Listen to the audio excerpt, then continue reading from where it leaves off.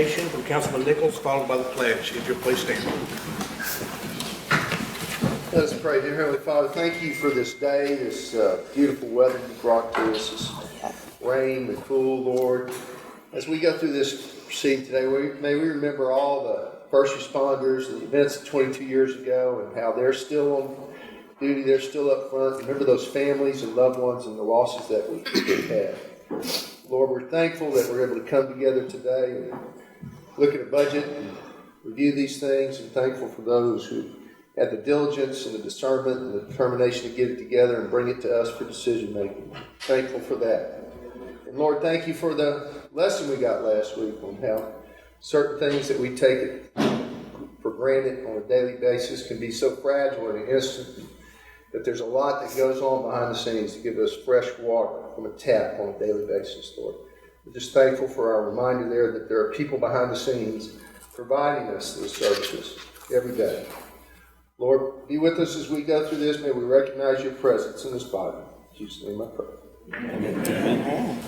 I pledge allegiance to the flag of the United States of America and to the republic for which it stands, one nation under God, indivisible, with liberty and justice for all.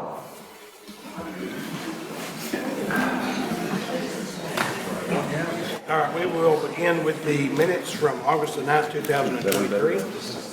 Move to approve the minutes. Second. Got a motion by Williams, second by Curtis. Any further discussion?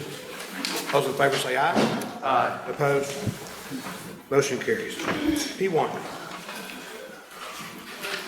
Okay.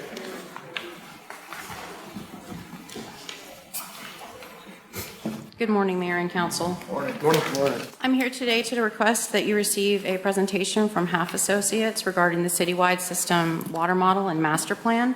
We started this process back in April of 2019 with Half, where they conducted a water system inventory of the entire distribution system, as well as the water treatment plants and the raw water intakes. This was phase one in order to acquire all of the information necessary to develop a comprehensive citywide model and master plan.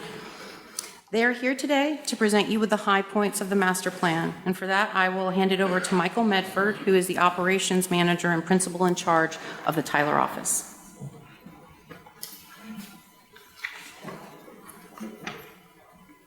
Thank you very much, Kate. Mayor, council members, city staff, it's a pleasure to be here today. Again, I had the privilege of serving as your project manager for this project. Again, I'm Michael Medford, and with me today I have Preston Dillard. Preston handled most of the asset management aspects of the project, as well as the facilities. And Emily Wright. Emily handled a lot of the distribution portion of the system, as well as the system model. And I also have with me Mark Priestner, who's going to speak about population growth and development patterns in the city. Pardon me, as Kate mentioned, this is a very broad and deep project, so we're just going to give you a brief overview today. The project was broken into really four parts. We covered the facilities, which covers the water treatment plants, elevated storage tanks, the raw water intakes at both lakes, and those types of things. The distribution system, which is everything that is downstream from the treatment plants. And we took into account a comprehensive asset management plan, which was developed for the facilities as well as the distribution system. Also, as Kate mentioned, the data collection portion of this project was a Herculean task, and I'd like to take a couple of minutes to express my gratitude to Kate and everyone at Tyler Water Utilities for indulging us and letting us impose upon them numerous times to get the data and the information that we need to make this a high quality product. And I hope that today that the culmination of our efforts serves as a really good guidepost for the city of Tyler for the coming years to make informed decisions on the direction of the water system. And without further ado, I'm going to have Mark Priestner join me up here to discuss population growth and development patterns within the city. This was a a very major determinant in how we develop the master plan. Mark? Thank you, Mayor and Council. The first step in doing a plan like this is really to determine where are we going to be through the lifespan of the plan. So what we did is look at both census numbers and Texas Water Development Board to establish the base population of now and where we're going to be in 25 years. More importantly, we took it a step further and took kind of a land use approach to it and looked at where we're growing. Since Tyler's water system is split into, we've got multiple lakes that we pull from and different service facilities, we want to look at those areas that are most likely to grow during those areas or during this time frame. And we look at things like utilities, what's available, sewer density, and population growth patterns for what we've seen over the last 10 years. So what you see is when you're looking ahead, so the 25-year projection has us at a little more than 149,000. This is an aggressive number, and it's aggressive on purpose because water is a critical infrastructure. So when we're looking ahead, we want to err on the high side, not the low side, so that we're always projecting ahead and making sure that we've got enough to accommodate. So when you look at that number, if you took just census numbers, we would be in the 138,000 range. If you take Water Development Board, we're pushing 150. So for planning purposes, we want to be on the high side.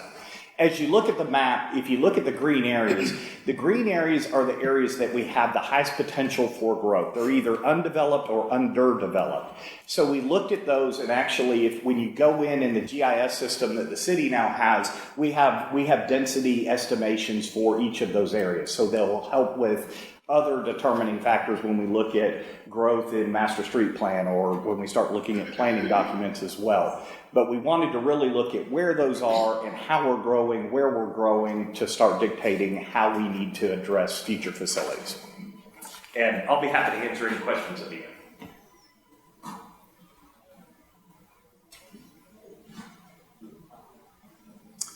So next up, as Michael mentioned, there was really three main components to this study. And so the first one was the facilities plan. So that focused in on your 2 water treatment plants and the raw water facilities that supply the water to those 2 plants. As you can see in the graph there in the middle, we really have to find a plan to find you the treatment capacity to meet the growth that Mark talked about. So over time, over the next 50 years, the plan will involve expanding the Lake Palestine existing plant and then also making the Golden Road plant viable into the future as a 28 MGD facility. So those are 2 of the main recommendations there. And then in terms of next steps coming from the facilities plan, we did an asset inventory that really focused in on some of your existing equipment and how to make that update over the years to come. As mentioned, Golden Road will continue to play a part in your water supply and treatment system, so you're capitalizing the investments that you've already made there. We did come up with a plan to further address the geosmin, which leads to some taste and odor problems, particularly there at the Lake Palestine plant. We also took a look at current regulatory issues, including the PFAS regulations that are coming on now. And then, of course, it's very important to continue to update this plan because, again, it's based a lot on dealing with the growth that Mark talked about. And we want to take a look at that every 5 years or so to make sure that we're still on track with how growth is actually happening and how development is actually occurring. Next up, then, Emily is going to talk about another section of the report, the distribution system. So now we're going to be moving on to the water distribution system. This covers everything from the water that's pumped out of the water treatment plants up to customer meters. So just a very quick overview, just some fun facts about the system. I won't go over all of these, but your water distribution system has about 710 miles of water mains, serving approximately 36,000 metered connections. That value has gone up since the time we received data for our study, and the system operates on 7 separate pressure planes. So we built a hydraulic model that covers the entire distribution system so that we could evaluate hydraulic performance issues and regulatory requirements for the system. We identified some issues that fall into these 4 categories shown here. Firstly, this system needs additional elevated storage and pumping capacity. There are some low system pressures that are experienced during peak summer demands, not a consistent issue in the system, just temporary that occurs at some times. There are some operating inefficiencies, so we also experience high system pressures, and there are some pipes that need to be upsized because they're currently too small. The next category, it falls under system monitoring and control. We have some recommendations to improve operators' ability to view the system, what's going on, what are current conditions, and their ability to be in control of system facilities. And lastly, the system needs to improve the ability to meet fire flow. So to address these issues that we identified for the existing system and to meet demands that are coming in the future, those population projections that Mark discussed, we came up with a 25-year capital improvement plan for the distribution system.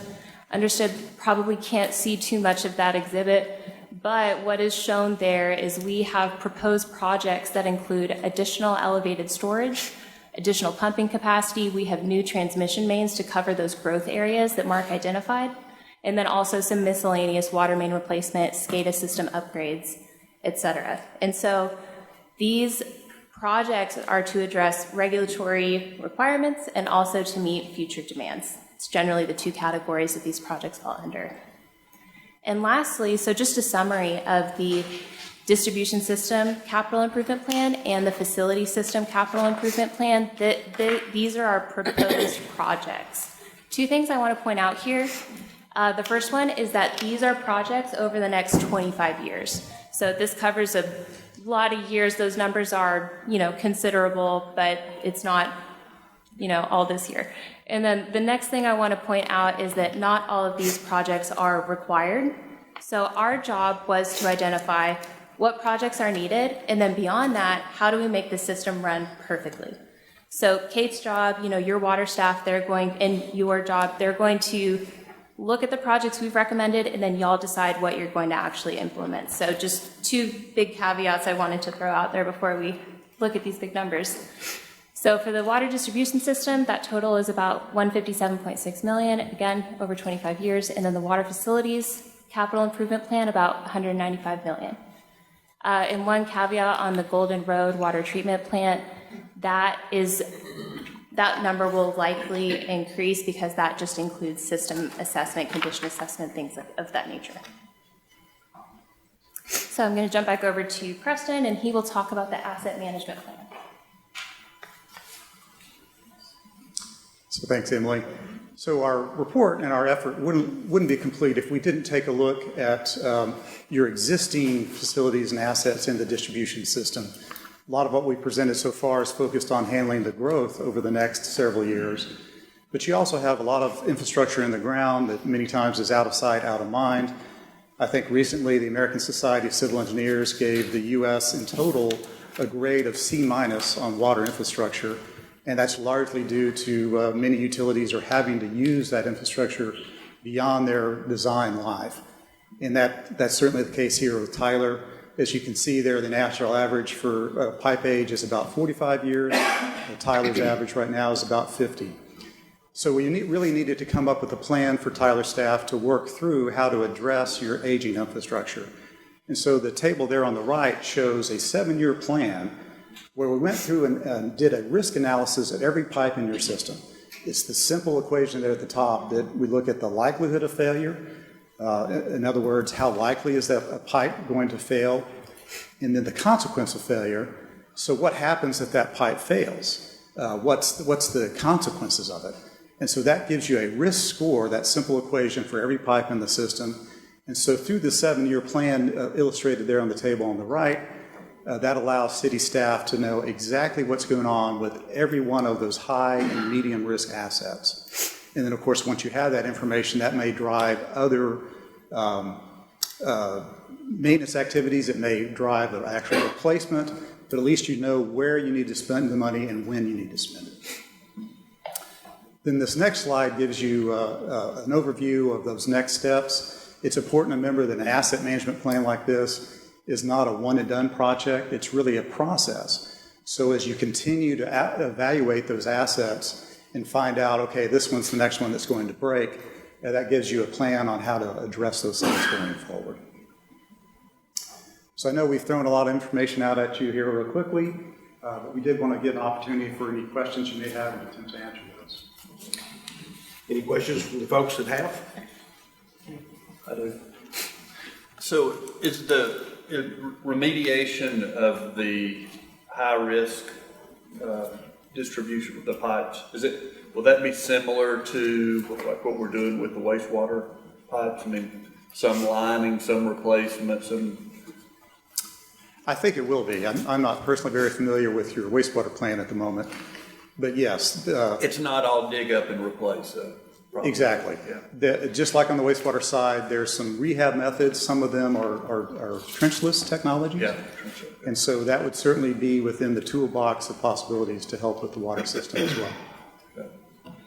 And I know this is distribution in this investigation. Did you look at water source? I mean, the available water in this at all, or is that outside the scope of it?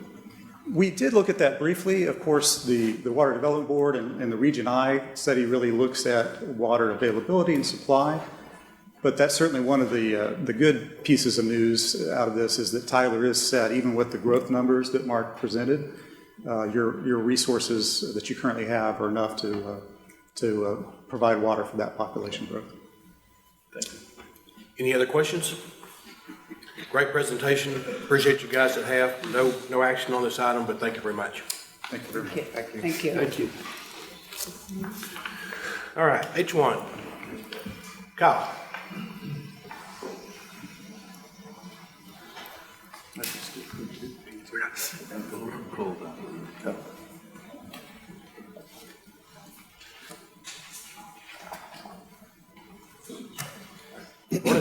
Good morning, Mayor and Council.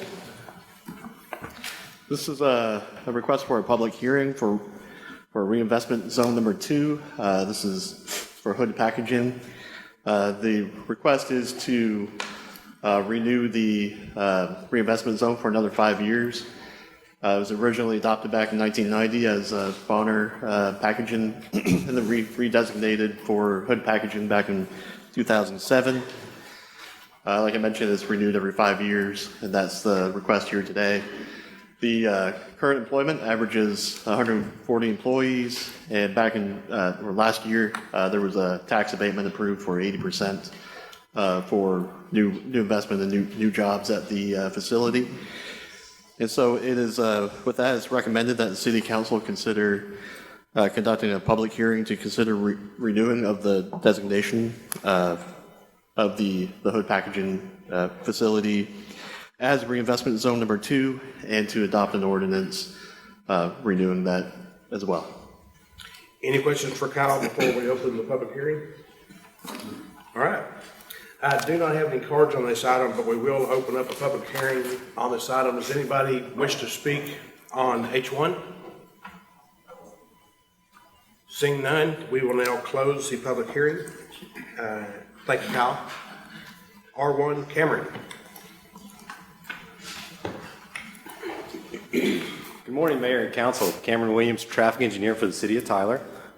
So this is a resolution to authorize the city manager to enter into an advanced funding agreement with the Texas Department of Transportation on highway safety improvement projects.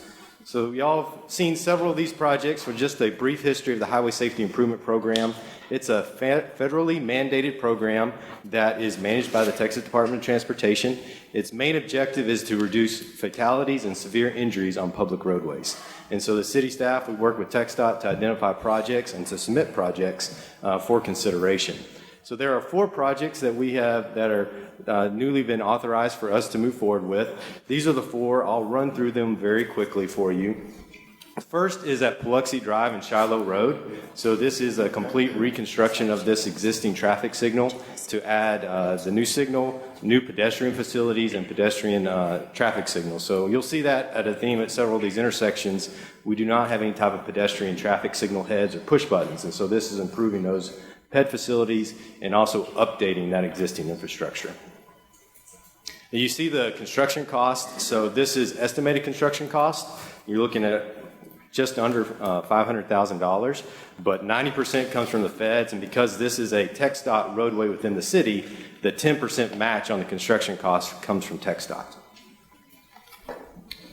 Second one is South Broadway and Amherst Street. So again, this is a reconstruction of this existing intersection, the whole traffic signal structures, the cabinet, but also adding pedestrian facilities at this location as well, from push buttons and traffic signal heads, and also looking at an advanced warning. If you're traveling south on Broadway, there's a hill there, and so there's been one severe injury where someone rear-ended, and so giving some advance notice of that intersection coming up or that it's changing. And again, this is an on system at this location because it's US 69, so 90% on the construction costs from the feds, and then 10% from TxDOT on that. The next project is US 271 at State Highway 155 and Loop 323. This is on the north side of town.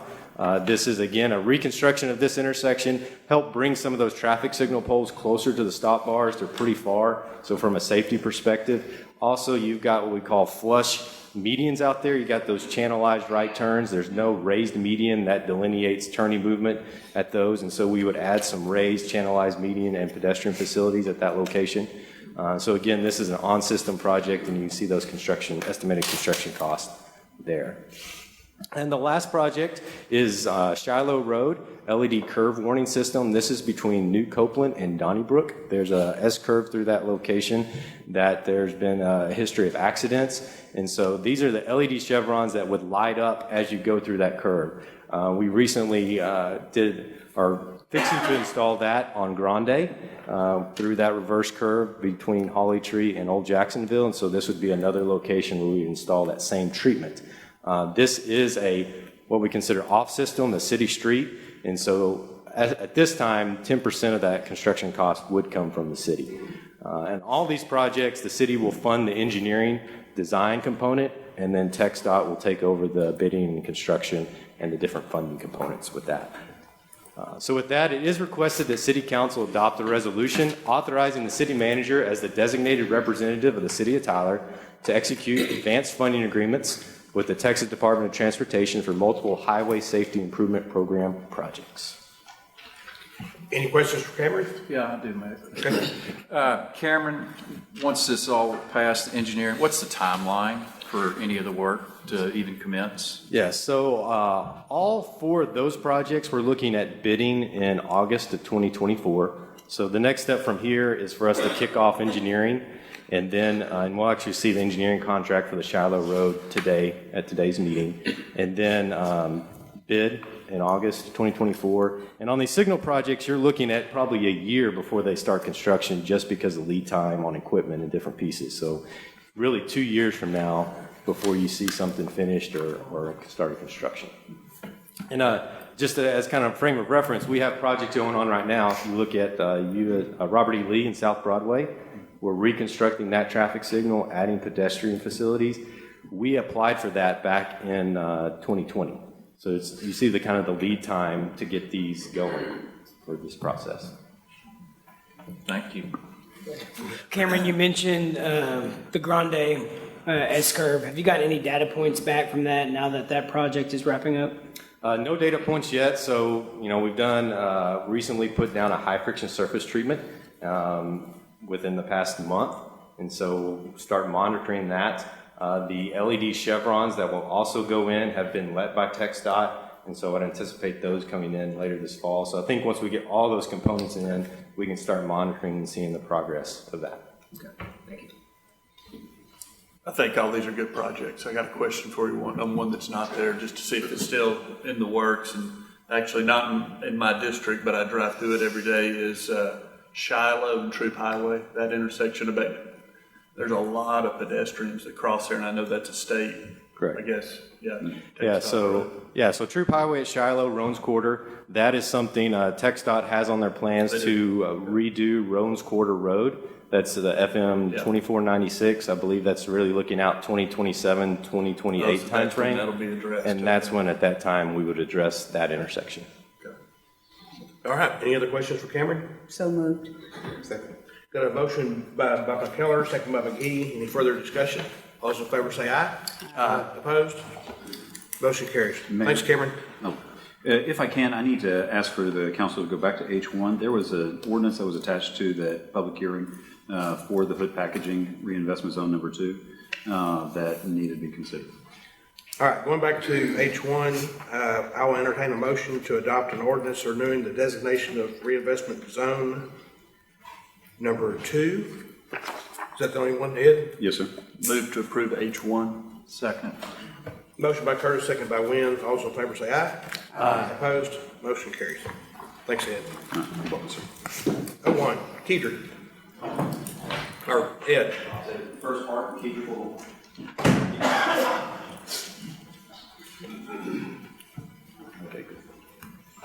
Good morning, Mayor Warren and City Council. This morning we are conducting the second of 2 public hearings on the proposed fiscal year 2023-2024 annual budget. After the public hearing, we will move into the budget and tax rate adoption process. Before we open our public hearing, I would like to give a brief overview of our proposed fiscal year 2024 budget. Let's begin by looking at the key items related to the general fund. We are recommending a property tax rate decrease for the coming year. Your current ad valorem property tax rate is 26.185 cents per $100 valuation. And we are proposing through this budget to adopt a rate of 24.792 cents per $100 valuation. The projected property taxes for fiscal year 2024 amount to about $28.2 million, a $1.3 million increase from the previous year. The increase in tax revenue is due to the growth in property value throughout the city. Even though we are adopting a lower property tax rate, we have experienced our second year of double-digit property value growth, leading to an increase in the amount of levies we are projecting to collect. With the average home values increasing from $259,000 to $319,000, the proposed tax rate would result in an increase of $112.62 on the average tax bill.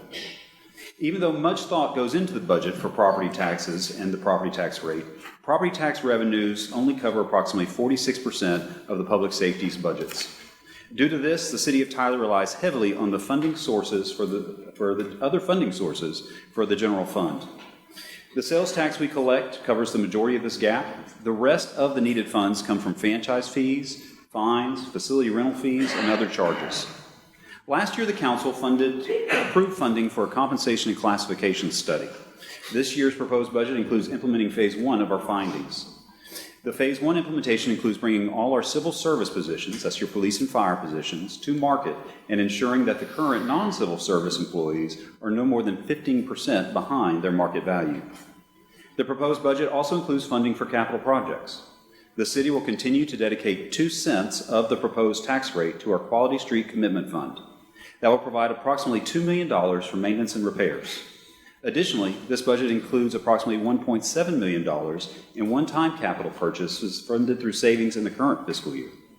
These capital projects include updates to facilities, the continuation of the police equipment replacement program, the purchase of 2 new fire engines, and the replacement of select medians with stamped concrete to help with maintenance. The proposed budget for fiscal year 2024 includes adjustments to our utility rates. We are recommending implementing phase 2 of the uniform volumetric rate conversion. We started the conversion last year and plan to have a flat volumetric rate by 2027. We designed the flat volumetric rate so that each user pays the same rate for every 1,000 gallons used, and we do not reward higher volume users with lower rates. To meet the capital needs of our water and wastewater system as outlined in our most recent master plans, we suggested that the rates for water and wastewater increase by 20 cents per unit. This increase will help us fund approximately $43 million in needed capital improvements. Fiscal year 2024 will mark the 7th year of the EPA consent decree. There are $28 million in estimated capital projects during this year. To pay for the debt required to fund these projects, the regulatory compliance fee will increase by $6.28. With the recommended changes above, we estimate that the average residential bill will increase by $9.16 per month. Finally, the proposed budget includes increasing the residential trash collection fee. We are recommending an increase of $1.85 for residential trash service. The recommended increase will allow the city to continue to offer a premium twice-a-week collection service for over 31,000 customers. Thank you for giving me the time to present our recommendations this morning and for the ideas and direction you provided throughout the year that set the stage for our recommended budget. As mentioned earlier, we do have actions to take today. The first is to conduct the second public hearing on the proposed budget and tax rate. After the public hearing, we will begin the process to adopt the proposed budget and tax rate for fiscal year 2024. Any questions for the city manager before we proceed to the public hearing? Mr. Mayor, I've got one question for city manager. Yes, sir. Ed, appreciate you and Kedrick and staff for all the time and energy y'all put into presenting this budget. One thing I'd like to ask, and I'm pretty sure or hopeful that the council will pass the budget, but can we ask the transit staff to look at fares and potential reduction of service that are all part of this budget and come back to council at a later date with potential ideas for fare rate and for routes based on concerns that we've heard at the transit meetings? And if so, then we can do a budget amendment that would change transit's budget if there's a change in fares and a change in routes. Most definitely. One of the interesting things about the transit system that Councilman Wynn brings forward is that there are federal regulations related to that. So there are actually actions today that we are considering, but don't take impact until you do further actions really at the second meeting in October. So we could come back to the first meeting in October to the council with maybe a more lengthy presentation related to transit and some of the changes that we were looking for the services and fees, and be able to then kind of have a more in-depth discussion and also bring back plans. You know, we held our second of public hearings last night on the transit system, and we heard the concerns related to the Saturday service especially. And the changes that we were proposing for that. And so there are some, talking to Mr. Leroy Sparrow and Mr. Russ Jackson, there are possibly some strategies and plans we can bring forward to the council for consideration that you can be able to kind of give input for before actually having to take a decision on that at your second meeting in October. If you just decided not, if they had then, or not delay it further. But we can come back to you, especially within, like, say, the next 30 days for a more in-depth conversation related to that. And the budget you adopt today, we can always modify through budget amendments at future meetings to be able to accommodate whatever adjustments you want to make to those transit recommendations at that time. Does that help, sir? Yes, thank you. And that was, explanation was great, so that those that are very interested in transit understand that this budget we passed does not say the fares are this and the service is eliminated. That's something that it's ongoing and we're going to continue to look at. Correct, yes. Thank you. And we will actually have the third public hearing. I don't know what date it has been set for, still on the transit piece, and so. October 10th. October 10th. October 10th, thank you, sir. And to make sure that, yes, ma'am. So Councilman Wynn, your comment, is that in reference to an increase in fare or a decrease in fare? Increase in fares. The budget has an increase in fares for paratransit and route transit as part of transit's budget. And at the two public hearings that have been held, the citizens expressed their concerns over the fare increase and potential elimination of Saturday service. So I'm just making sure that we can come back at a later date and have transit look at options for fares and for the potential elimination of service. I'm just making sure we're not holding ourselves to the higher fares and elimination of service. So the city manager said, yes, we can come back and look at this. Thank you. And without repeating what Councilman Wynn said, I also attended the hearing last night, and there were some remarks and comments that I think need to be looked at, and maybe just try to be a little more creative, if possible. But it is something I think we need to flesh out a little bit more. So I agree with what Councilman Wynn is asking for. But any other comments from the city manager before we proceed? All right, we will now open the floor for a public hearing on the city's proposed budget. I've got 3 cards here, but we will also allow other people that have not filled out a card to speak. But the first card I have is Alex DeRavel. Did I say that right? Close enough? And what we'll do is, if you can just state your name and address for the record, and then Cassandra's going to have everybody on a 3-minute timer, just like last night. Yep. Good morning, Council and Mayor. My name is Alex DeRavel. I'm at 600 Tremont Street in District 4, Councilman Wynn's district. I'm here today to speak to you about specifically Fund 286, Transit Fund, page 43 of your budget document. First, I would like to mention the fact that their current year-to-date fares collected are well below even this year's projected figures. They're at approximately $139,000. They are in line with last year's actual collected figures. So their projection, even with a potential fare increase of $180,000 in the budget you are about to adopt, is pie in the sky. Secondly, they have issues with their showing on expenditures. They're showing under transit operations a figure of approximately $6.4 million, of which only $2.14 million are actual transit operations. The rest are capital. I'm a little surprised that the rest isn't showing separately in your budget documents as capital expenditures versus actual operations. So I wanted to bring all of those to your attention, as well as to echo what was said by Councilman Nguyen and the mayor about the meetings that have already occurred and the meetings that will be occurring. So that is what I came here to speak to you about and to bring to your attention regarding some issues in those numbers. Thank you. Thank you for your input. Thank you. Does somebody need to answer that phone? All right. Next person up is Craig Ellis.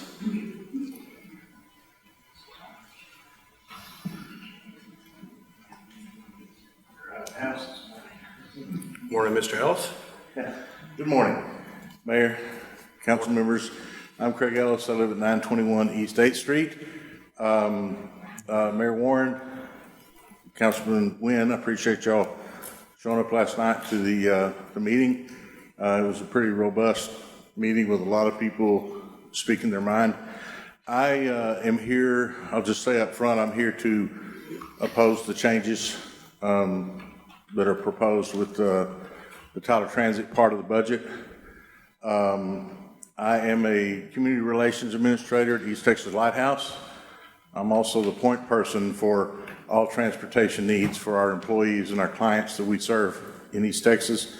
And I have a lot of, to start with, I'll tell you there's a lot of good people at Tyler Transit that if, and with other transportation entities in this area that really helped me work through issues that people with disabilities, mine specifically is with people that are blind or visually impaired, to be able to work out issues, to be able to get to work or get to school or wherever they need to go. And they're really, really good about working with me on this. I am also legally blind. I'm also a user of paratransit. So I know a lot of times people think paratransit is to get disabled people to the grocery store or to the doctor or something. I have a very good salaried job. I'm very happy with my job. I have to go to work 5 days a week, and I use paratransit to get there and back every day. The rate increase obviously is big. It's double for a fixed route, but we're 50 cents away from tripling it for paratransit service. That, along with the proposed Saturday canceling of services, a lot of people that I serve, that we serve in the community, work on Saturdays, and they depend on that to get to work and back. There will be people that will lose their jobs because of the Saturday cancellation. That's really concerning, okay? I think there are some inefficiencies and things that need to be addressed and looked at. I appreciate Mr. Councilman Nguyen and Mayor about the comments you made about last night's meeting. There's some things I think we could do to lessen that. I don't live in a world where I don't think they should ever go up from that $1.50, but maybe we could impact that. Maybe we could save Saturdays. Maybe we could reduce the rate of increase. There's just some things that I, for example, one time, more than half the time that I cancel a ride within the rules, I've been using it 12 years now, so I know all the rules, they show up anyway. That's wasting a lot of money, where you've got a driver in a vehicle sitting out in front of my house, and I'm not even at home. I'm somewhere else because I canceled my ride because I wasn't going to be there. A lot of times my job requires me to cancel rides because I'm good. I found out at 4 o'clock I got to be in a meeting at 5 o'clock, and they show up anyway. There's just some inefficiencies we need to look at, and the negative impact it would have on overall ridership. And also, again, I mentioned the Saturday cancellation. That's a big deal because some people are going to lose jobs over that, and we don't need to have that. I love the way the city's going. I love Tyler. I love what you all are doing for the city to improve it. But we need a vibrant transportation system to go along with our vibrant city. All right, your time's up, but I really do appreciate your comments. Okay. And just so the public will know, and I know this doesn't matter to many people, but the rates have not gone up since, I believe it was 1993, so the rates have been the same for 30 years. And maybe we went up too quick. Maybe we should have stair-stepped it. You know, we're not perfect. But I didn't want people out there to think that we just doubled the rates overnight. It's been over a 30-year period. So, right. but I hear exactly what you're saying, and I appreciate your Yeah, it's not the raise, it's the amount all at one time that's kind of a shock. But mainly it's the Saturday service that I'm concerned about, really. Okay. Thank you for your time. Thank you. Appreciate it. All right, Jeff Noble.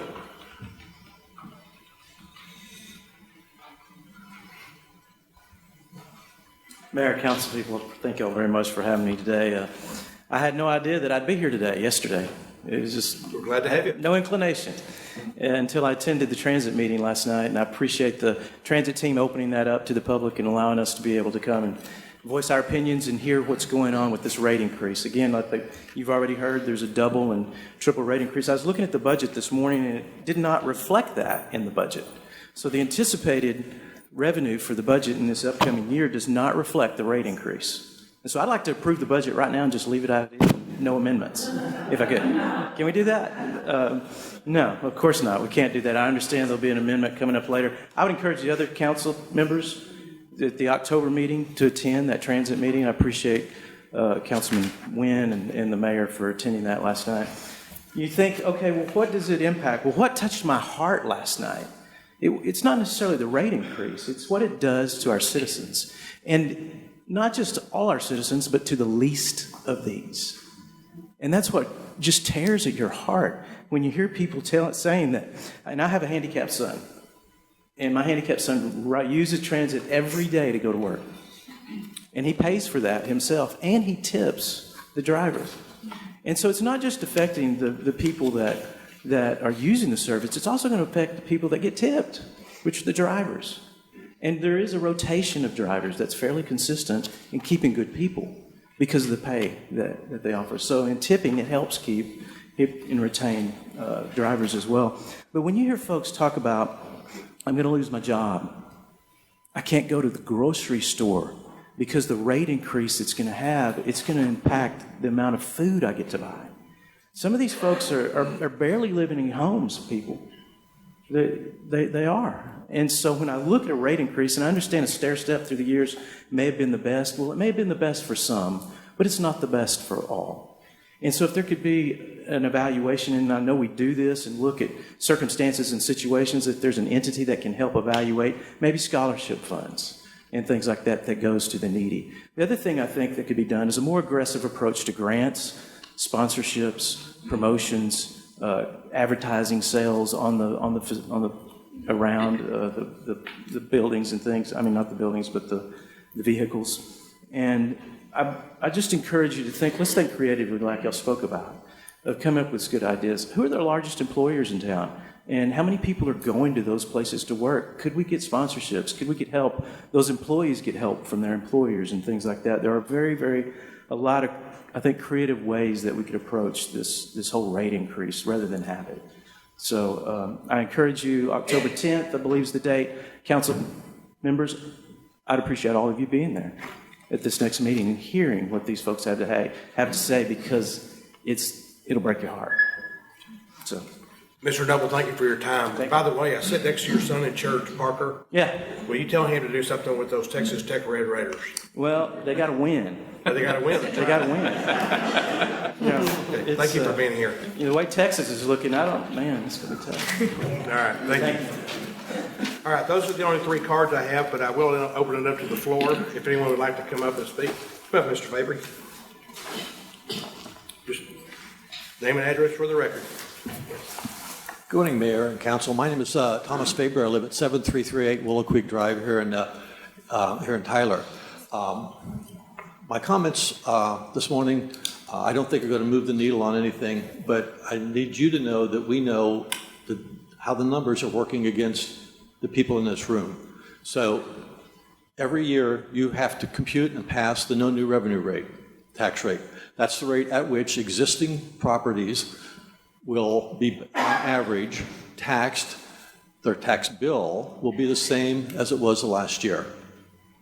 You have ignored that this year, and even though you reduced the rate, people in this room are still going to get a property tax increase to the point of about 1.6 million. About 1.1 million of that are existing properties. So when we talk about, well, it's just $120 or plus or minus for the average home, the aggregate amount that you're sticking your hand into these people's pockets is about 1.1 million on existing properties. Second, your tax increase is not in a vacuum. The county is also increasing their tax rate. In extrapolating the approximate population of the city versus the county, people in the city of Tyler are going to be paying somewhere between 9 and 10 million incremental property taxes over last year. That's not a rounding error, not even close. Third, presentation showed rate increases on utilities. Nobody computed what the average, nobody provided information on what the average impact of that was going to be on a typical Tylerite. But that gets added on to the 120 on the property taxes. Fourth, according to the comptroller, sales tax revenues for Tyler will be much greater than what is shown in the budget. If you just take the existing amounts that have been, according to the comptroller's website, have been provided to the city of Tyler and average that out. As a matter of fact, the incremental amount of tax revenues would actually be greater than the amount of property tax increase that you're going to hit people up with. Somebody needs to take a hard look at that, because that's, again, it's a different pocket, but it's out of these same people's pocket. And finally, you have projects you want to do, and I appreciate that. And you can do that by incrementally raising rates. The people out here who are paying for those projects can't go down and vote themselves a pay increase. So when you consider this budget, and I think you're going to do it as is, when you consider this budget, I respectfully ask that you consider the impact that that's having in an aggregate amount on the people in your city. Thank you. Thank you, Mr. Faber. Is there anyone else that wishes to come up and speak to this item? Come on. Name and address for the record, please. Good morning. My name is Jackie Everhart Thompson. I'm here representing the state of Texas. Our office is located at 3800 Paluxy Drive. Our agency is called the Texas Workforce Commission, Workforce Solutions, Vocational Rehabilitation. Thank you guys for having me and allowing me to come in and speak. I thought I was signing up to speak, but I guess I signed up for the wrong thing. I wanted to thank you all for the meeting last night. Thank you for attending last night and hearing the public and what they want. I work with individuals who have disabilities of all kinds. Hearing loss, vision loss, blindness, physical impairments, behavioral health. Our overarching goal is to assist individuals with obtaining employment. That's the only reason we exist, is so that they can have work, find work, competitive work. All employers ask this question of all of their applicants: do you have reliable transportation to come to work? My boss asked it of me when I applied. Do you have reliable transportation? When our customers answer that question, yes, because they're depending on Tyler Transit to help them get there, even on Saturdays, then they have to come back and tell their employer, well, no, I can't come because they cut off Saturday service. Or no, I can't come because they stop the services at 5 on certain days, or they stop it at 7, but I have to work until 10. I'm asking you guys, I know that you have decided to have that option of coming back and changing the budget after it's voted on. I'm a little afraid of that. But I would ask you to consider eliminating the redundancies throughout the city, reduce inefficiencies in the city, and you've heard of some of those already by some of the previous speakers. Consider an incremental increase in rates to riders over time. Consider that persons working at minimum wage, there are still some of us out there that make that. They earn $290 per week before taxes. That's if they work full-time. $4 per ride is $24 per week at a minimum. The logistics planning needs to be considered, and I also ask yourselves, if people are not riding, why aren't they riding? Thank you. Thank you for your time. Is there anyone else that wishes to come up? All right, seeing none, we will now close the public hearing. And I will entertain a motion.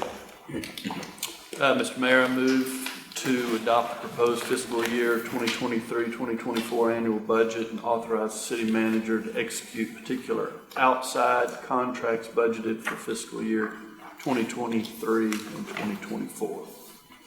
Is there a second? Second. Got a motion by Curtis and a second by Wynn. We are going to take a record vote from the council. And Mayor, if I can, just before that, as staff, I just want to make sure it's clear based on the couple of comments about transit and the concern brought forward by Councilman Wynn, and just we want to make sure that we will bring this back to y'all on October 11th. And also, you still have another step to take before you actually can change the transit rates in the service. That has to be done at a future meeting. It's going back to my notes. I think it's actually scheduled for December. So it will be, the action you take today will not automatically, though, increase the rate from $1 a day to $2 a day. Okay. Cassandra, can you take a record vote, please? Councilmember Haney. Aye. Councilmember McGee. Aye. Councilmember McKellar. Aye. Councilmember Wynn. Aye. Councilmember Nichols. Aye. Mayor Pro Tem Curtis. Aye. Mayor Warren. Aye. Motion carries. 02, Teeter. Mayor, Council, you have item 02 before you. So we've got the actual tax rate we're going to ask you all to adopt, and then after that will be 03, our actual fee ordinance. So this is traditionally the order that we take it in every year.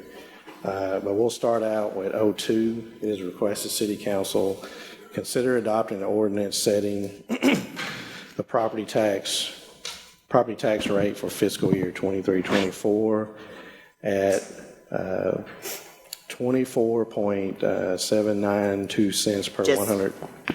I'm sorry, Keith, just a minute. We have to go to the vote that approves the tax increase. Ratifies the increase of the property tax. In the budget yes, first, and 01, that's and then we right. go to the Step tax rate. 3, yeah. There's a third. In 01, you have 3 steps: a hearing, the actual budget adoption, and then you got to ratify the property tax increase that's in the budget, and that's a record vote as well. So Deborah, what you're telling me is I need to go back to 01 to ratify the property tax increase? Yes, sir. Okay. Yes. Is there a motion to ratify the tax increase reflected in the budget? Mr. Mayor, I move to ratify the budget tax increase reflected in the fiscal year 2023-2024 budget. Oh, can you repeat that? Mr. Mayor, I move to ratify the property tax increase reflected in the fiscal year 2023-2024 budget. Is there a second? Second. Got a motion by Wynn, second by Nichols. Cassandra, can you please take a record vote? Councilmember Haney. Aye. Councilmember McGee. Aye. Councilmember McKellar. Aye. Councilmember Wynn. Aye. Councilmember Nichols. Aye. Mayor Pro Tem Curtis. Aye. Mayor Warren. Aye. Motion carries. Right now, O2. O2. Sorry about that.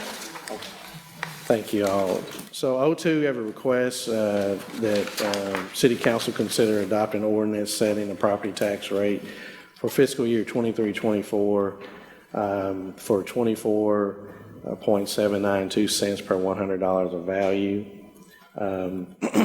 The proposed fiscal year 23-24 property tax rate of 24.79 cents per $100 value is greater than the no new revenue rate of 23.9537 cents per $100 of value and is equal to the voter approval rate of 24.792 cents per $100 of value.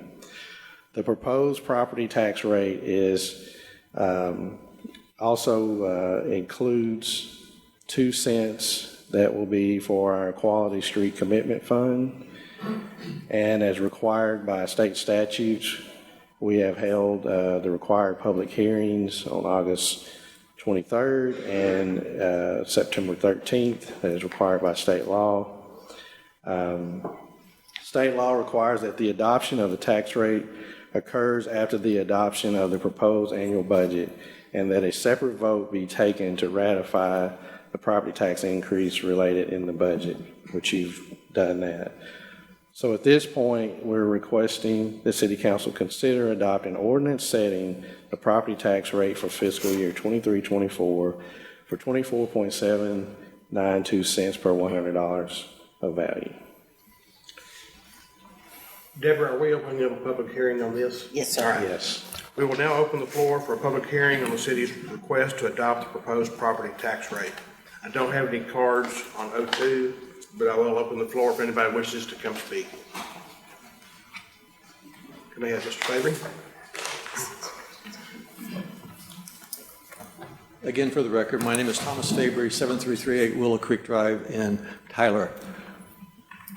Just to clarify what was just said to you, that the proposed tax rate that you're going to vote on is the same as the voter approval tax rate. Translated, that means that you are voting for the largest property tax rate increase allowed by law without taking that number to these voters. The largest allowed by law. Think about what you're doing, please. Thank you.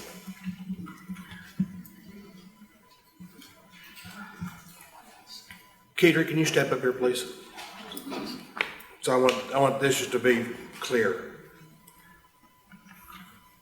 When we talk about the highest rate allowed by law, which is 3.5% above The no new revenue rate, that number used to be 8%. Yes, It is yes, now sir, that's 3.5%.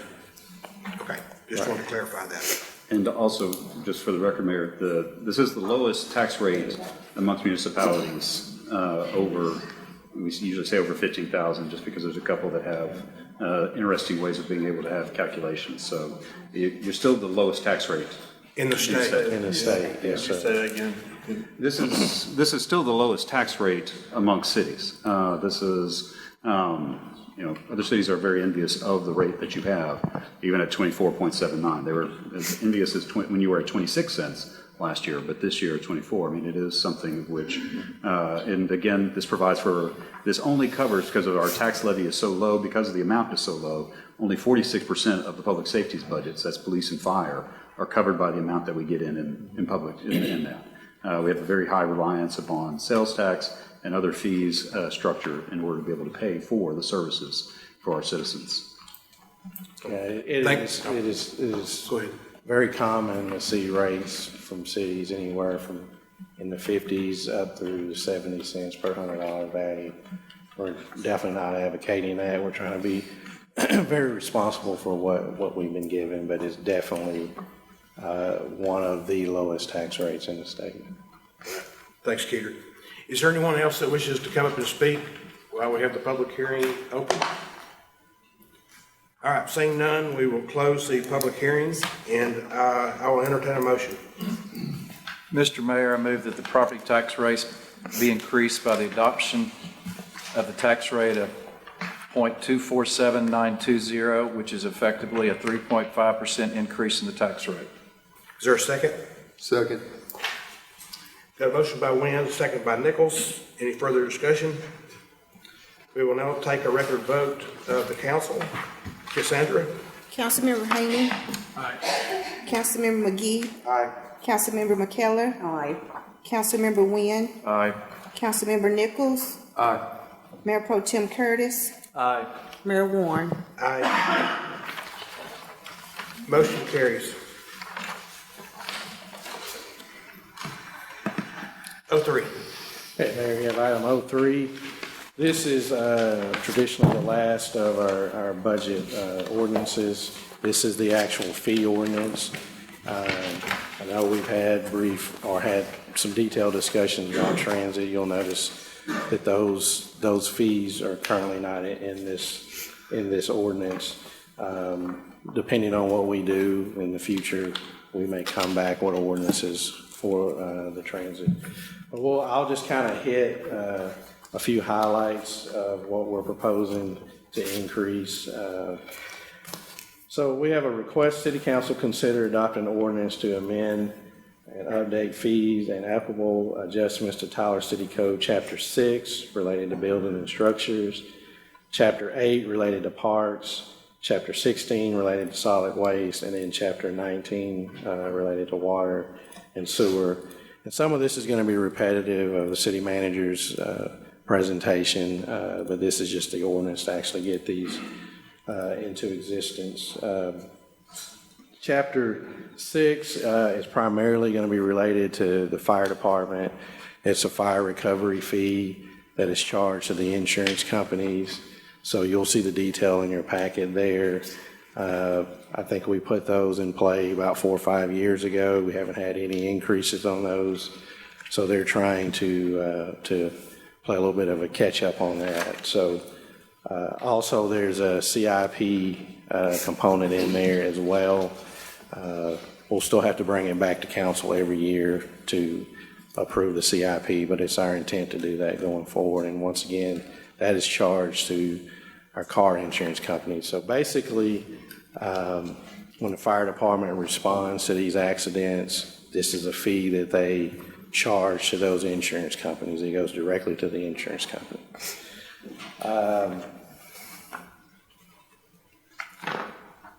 Let's see, Chapter 16, solid waste.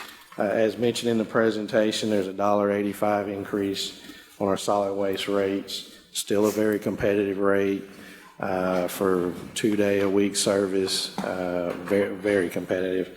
There's a lot of benchmark cities that are higher that have once-a-week pickup. So,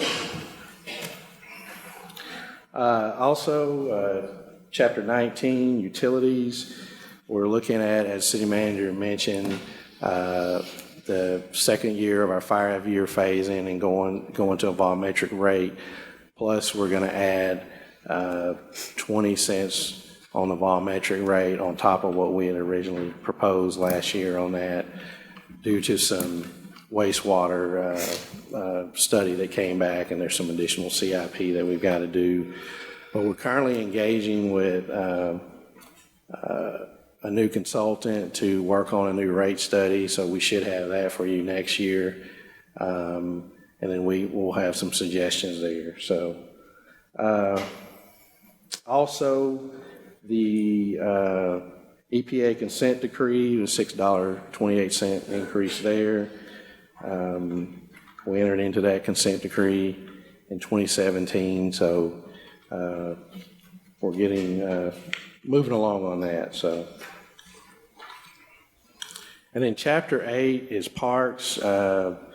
Looking at increasing our special use fee from $35 to $50. Also, there's a lot of cleanup items in those ordinances, but you have the detail for that as well. So it's a request the City Council consider adopting an ordinance amending and updating fees and other applicable adjustments to Tyler City Code Chapter 6 related to building and structures, Chapter 8 parks, Chapter 16 solid waste, and Chapter 19 water and sewer. Any questions for Kedrick? Move to approve 03. Second.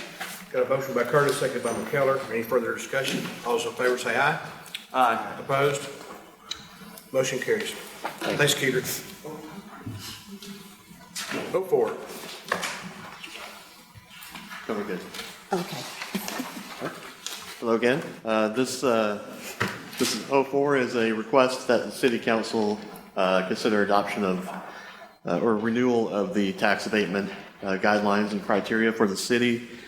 The Texas Property Tax Code provides that the guidelines and criteria are effective for 2 years. The Tyler Economic Development Council has reviewed the city's tax abatement policy and recommends approval without any changes. And so therefore it's recommended that the city council consider adoption of an ordinance amending Chapter 2 of the Tyler City Code to readopt guidelines and criteria governing tax abatement in the city of Tyler. Any question for Kyle? Move to approve 04. Second. Got a motion by Curtis, second by Wynn. Any further discussion? All those in favor say aye. Aye. Opposed? Motion carries. Thanks, Kyle. M1, Leanne. Good morning, Mayor. Good morning, Council. We recently renovated Nobley Young Park, and as Phase 2, we wanted to add some trail lights to the new trail. On Wednesday, August 16th and Wednesday, August 23rd, the City of Tyler opened bids for the Nobley Young Trail lighting, and a non-mandatory pre-bid meeting was held on Monday, August 21st at 10 a.m. at Nobley Young Park. There were 2 bidders that submitted bids, Smith Builders and Developers and Jurger Electric. Smith Builders and Developers was the lowest bid at $124,995. Nobley Young is being paid for by the Community Development Block Grant with the help of Neighborhood Services. Sorry. It is recommended that the City Council consider authorizing the City Manager to award bid number 23-054 for the Nobley Young Park trail lighting to Smith Builders and Developers to furnish all necessary materials, equipment, superintendents, and labor in the amount not to exceed $124,995. Any questions for Leanne? Yes, Mr. Mayor. Leanne, has Smith Builders and Developers worked for the city before? Yes, they are currently actually renovating Pollard Park for us. Okay. Did you mention where the funding source is? Yes. Okay. Any other questions for Leanne? Move to approve M1. Second. Got a motion by McGee, second by McKellar. Any further discussion? All those in favor say aye. Aye. Opposed? Motion carries. Thank you. Thanks, Leanne. Kate. Good morning again, Mayor and Council. Morning. This is a contract award for the remedial measures pipeline project by reroute, agenda item M2. This is for Group 5 remedial measures. We've been working with KSA throughout this design process for the consent decree. There were 5 design packages that were put through on this. This is for the gravity main reroute. This package addresses those lines that needed to be remediated and also saw maybe some excessive erosion due to the original alignment of the sewer line near the creek, or due to just because of ease of maintenance needed to get to the sewer line for our guys to be able to do the work. So this construction project included 13 sanitary sewer reroutes in 8 areas across the city, about 5,600 linear feet of pipeline replacement by dry bore, open cut, directional drill, and steel encasement. These are the areas across the city. Again, I said 13 sanitary sewer reroutes in 8 separate areas in the city.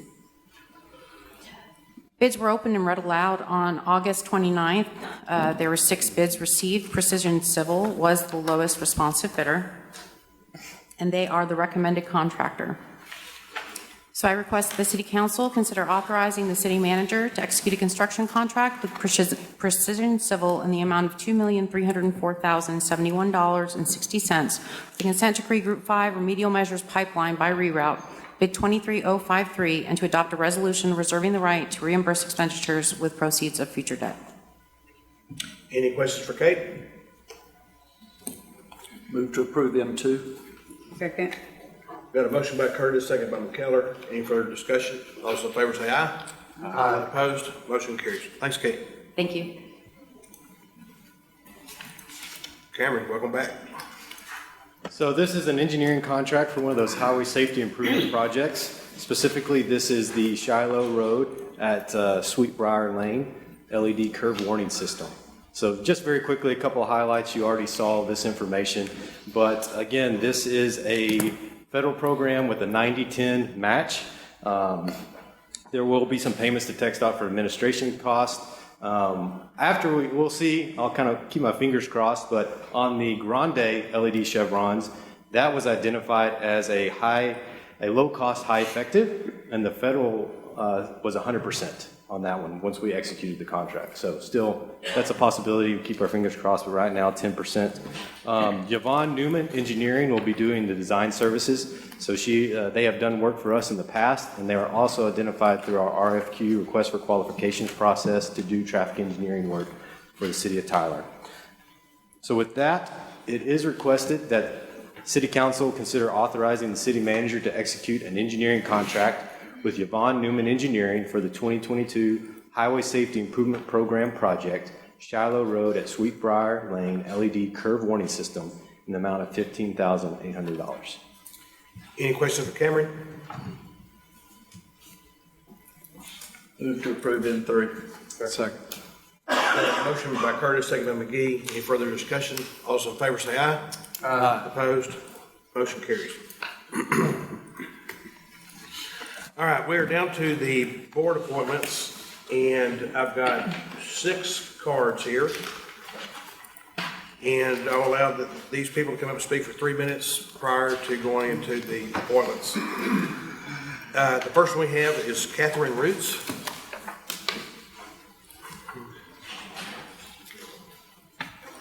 Can you state your name and address for the record, please? Good morning.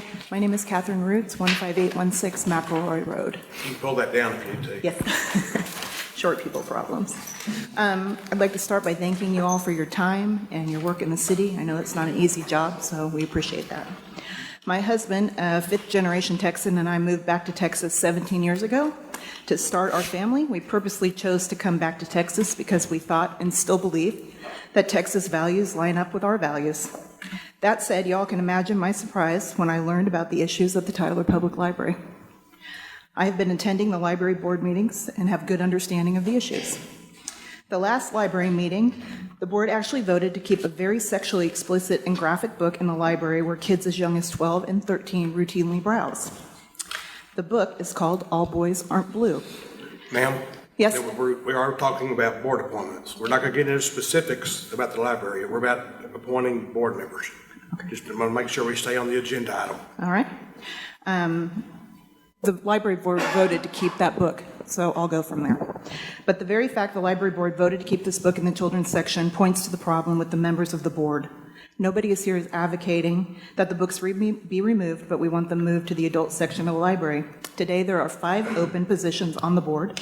By now, you have had time to review the applications and decide who you'll appoint to the board.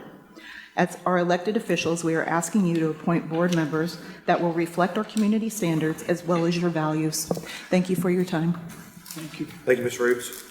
Next, we have Craig Liccardi. Mr. Liccardi, come on up.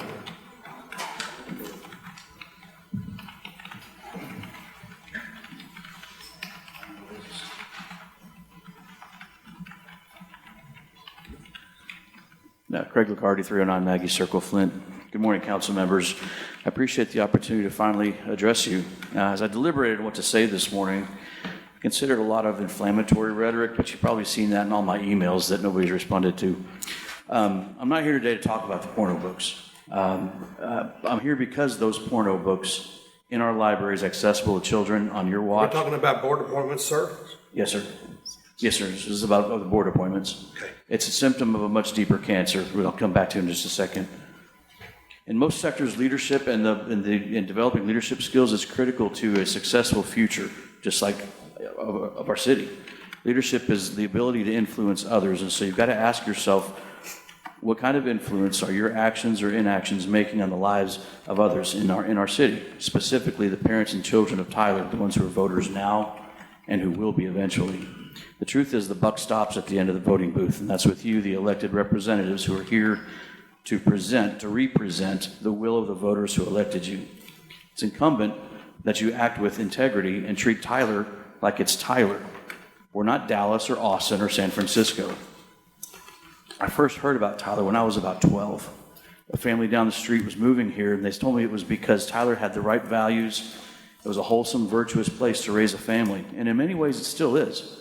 But there is a degradation and a cancer that is spreading across the nation, in our state, and even in our city. It's a mindset that's hostile to the godly, upright, and moral ethic that built our nation. It doesn't respect the time-honored values of what our nation was built on and what we believe here. It doesn't represent our community. Thankfully, we still have most of that in our community. We still have common sense and decency and a respect for good character. But when it comes to exercising leadership, you're going to have the task of appointing board members to oversee the library. So let me tell you, the previous speaker mentioned what I was going to mention about the book All Boys Aren't Blue. And I'm not going to read the contents to you, so don't have a stroke, because I'm not going to risk getting arrested for distributing pornography by reading the contents of that thing. Please stay with the board appointments. Sir? Please stay on the topic of Yes, board sir. appointments. So the current board, as the previous speaker said, voted to keep that there, but now the city manager, thankfully, I understand, has taken the action to move that to the adult section. I was talking to someone yesterday evening, and he said, "Is that the section where you have?" Well, never mind, I'm not going to go there. I'm going to keep the inflammatory rhetoric out. Bottom line, council members, you're accountable for your leadership, and you're going to appoint library board members today. And I respectfully implore you to appoint members to this board who are guided by the godly, wholesome community values that the majority of us possess. Catherine McDonald. And then honor the name behind you.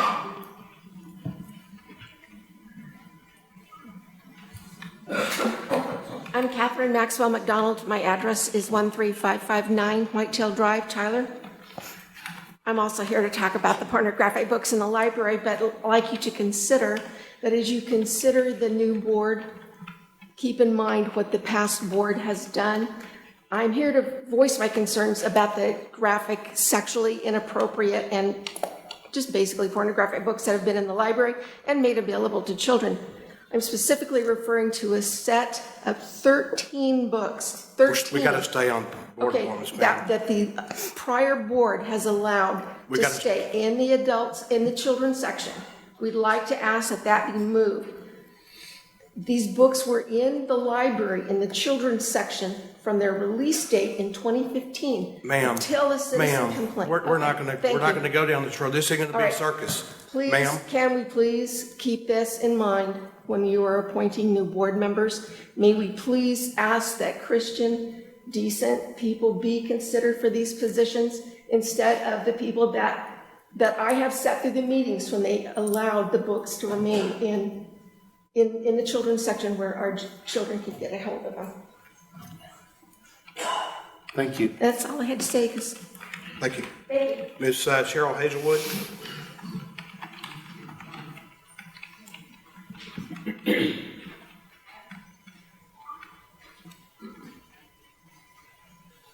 Name and address for the record, please. Good morning. I'm Cheryl Hazelwood. I live at 5401 Holly Tree Drive in Tyler. And I just want to say that I've been to several of the library board meetings, and the current library board is not reflective of community standards, and they are not responsive to community concerns. A lot of the statistics that they've come up with were bogus. When you've got a survey that comes back with 12 responses, and they're bragging about having had 17,000 people come and use the library. I think there's a disconnect. I would like to see conservative board members elected to the board, people who do reflect community standards. I don't want to ban books. I want to make sure books are in the right section of the library.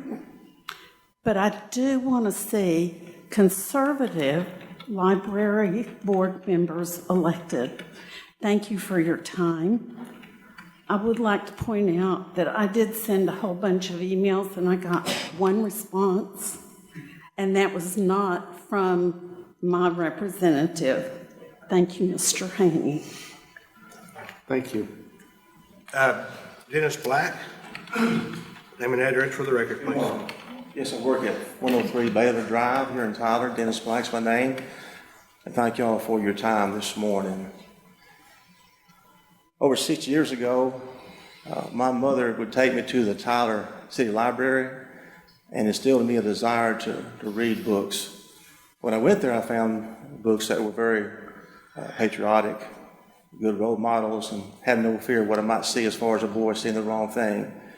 And I just want to encourage the board, as you can, council, consider who to put on the board, to put folks that have those traditional values that made America great, that made us have the moral country that we have been for so many years. It's very, very important. And I've seen in my life, been through a number of years now, I've seen things happen now. There seems to be a lot of desire on some to try to come get our children, to sexualize our children, and to get them into pornography and away from the kind of people God intended them to be. There's some that say, I'm here to come and get your children. That's what some of them say on the other side. They want to have this pornography on our kids. So in urging you to point on the board, I wish y'all would consider these things. Those that will stand up for our children's innocence. Those will stand up for their purity. Those will protect them from having to go into a library and see things that a little child should not have to see, or a parent should not have to explain to them what that means. Now's the time to stand up for our children. Now's the time to let them become the boys and girls that God intended them to be, as He carefully knit them in their mother's womb. And I think we can have a really big part in putting the right people on the board that have an influence for them the right way. And we can come and try to get certain books out of the library, but the root problem is going to be getting those folks on the board who can make the right decisions for our children and protect their innocence, protect their purity, and let them see the traditional values we have. I lived in East Texas all my life, except for a few years going off to school. I love this place. I love the people here. And the overwhelming majority of people want, I believe, this to be done. To have good folks on that board that support those Judeo-Christian values that made our country great. God bless you and thank you. Thank you. Thank you, Mr. Black.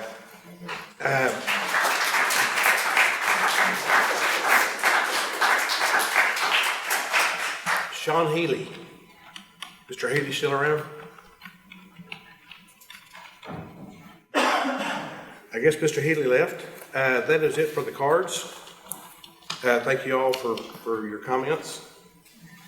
Now, Cassandra, I'm going to turn it over to you. All right, Mayor and Council, annually on August 31st, 2023, approximately one half of the terms of the city board members expired. Some board members are eligible for reappointment, others have served the maximum number of years and are ineligible for reappointment, and others do not wish to continue to serve, thereby creating a vacancy. Pursuant to City Code Section 1-20C, the city has solicited applicants for board membership, and all board applications were submitted to City Council, which conducted a preliminary review and discussion at a City Council Boards and Commission training work session held Wednesday, August 23rd, 2023 at City Hall, 212 North Bonner Avenue. Recommendations were provided to the City Council, and after all board qualifications have been reviewed for each applicant, the city boards are now being submitted for the City Council's approval as shown in the document that you have in front of you. Per City Code Section 1-20C, the City Council retains final discretion and authority to appoint or reappoint any city board member. So at this time, I'm requesting that the City Council consider approval for appointment and reappointment of members to the various city boards. All right. As Cassandra said, there was discussions on this at an August 23rd, 2023 training work session. So at this point, I would like to make a motion, or have someone make a motion to reappoint those parties that were reflected in the August 23rd, 2023 work session. Mr. Mayor, I make a motion to approve the appointments for the board this year. Second. Who made the second? Second. Got a motion by McGee, second by Curtis. Any further discussion? All those in favor say aye. Aye. Opposed? Motion carries. Now, if anyone wishes to obtain a list of the names of the appointees, they can get with the city secretary. All right, we're on to. Mr. Mayor, one point on the boards, the ordinance change, you have to be a resident of the city of Tyler to be on boards. There's only a couple of exceptions that require special training that because of the lack of ability to fill those spots, we have reached out to people in Smith County. All right, we are moving down to the consent agenda. Anything needs to be pulled or approved as is? Move to approve the consent agenda as written. Second. Got a motion by Curtis, second by McKellar. Any further discussion? All those in favor say aye. Aye. Opposed? Motion carries. City manager's report. Mayor and council, a few items of note. Sales tax figures available from the Texas Comptroller's website indicate our sales tax revenues to be deposited this week are $5.1 million. This compares to revenues of $4.7 million for the same period last year. Y'all can exit quietly. Oh. We're still trying to finish the meeting. So this compares, I'll start over again on it. Mayor and council, sales tax figures available from the Texas Comptroller's website came in this week and indicate that our sales tax revenues to be deposited this week are $5.11 million. This compares to revenues of $4.71 million for the same period last year. The actual increase for the month compared to the same month last year was 8.52%. This compares to a statewide monthly average of 3.29% increase in sales tax revenue collections for cities. The Tyson House has been an item that the City Council has taken action on a few times during the past few months. The demolition was scheduled to begin yesterday. There was some additional work that came along for Encore, having to deactivate some lines around there. So we will begin to see the demolition start on September 18th. And so Cactus Abatement and Demolition will be mobilizing out there at that point to begin for the demolition of the building. The fire marshal position came open a couple of months back, and we did an assessment. Chief Coble and I looked at some of the different candidates, and he kind of led on that activity. And Fire Assistant Chief Joey Hooten has been appointed provisionally to the position of the City of Tyler Fire Marshal, effective October 1st. Chief Hooten has been a Tyler firefighter for more than 21 years, with the last 6 years serving on the command staff. He recently earned his master's degree in public administration and has shown outstanding skills, creativity, and leadership as a command staff member. He successfully led several projects working with internal and external stakeholders to enhance our community trust and customer service. And so the fire marshal appointment will be brought to the council later as far as for official appointment. And so we congratulate Joey Hooten on his well-deserved appointment and wish him success in his new role. And then finally, we had the East Texas Symphony in the Park. It was on Saturday, September 2nd, and it was a great success with approximately 600 to 700 attendees being able to be there. We had different vendors. Our Parks Department was well represented. Our Police Department was well represented. I know the Mayor and Council were seen there, and so it was a great Labor Day experience, and so we are very proud to be partners with East Texas Symphony Orchestra to be able to put that project on. All right, thank you, Mr. City Manager. Any other comments for Ed before we adjourn? All right, I entertain a motion to adjourn. So moved. All right, we are adjourned.